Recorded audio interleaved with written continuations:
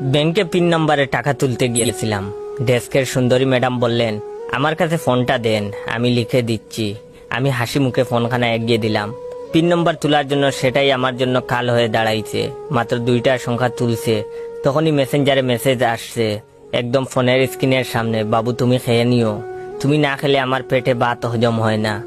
সুন্দরী ম্যাডামটা মেসেজ দেখে মুচকি হেসে বললেন, প্রেমিকা খুব ভালোবাসে দেখা যাচ্ছে। একটু পরে আরেকটা আইডি থেকে মেসেজ, জান তুমি তাড়াতাড়ি অনলাইনে আসো, আমি তোমাকে অনেক মিস করতেছি। এবার ম্যাডাম চোখ তেড়া করে বললেন, বাহ, 2জন প্রেমিকা। 6টা সংখ্যা লেখা শেষ হতেই আরেকটা মেসেজ, বাবু আমার দম বন্ধ লাগছে, তাড়াতাড়ি এসে চুমু দিয়ে অক্সিজেন দাও। এই মেসেজ দেখে মন চাইছিল ওরে ধরে পিডাই, এত ভালোবাসা দিতে কে বলেছে?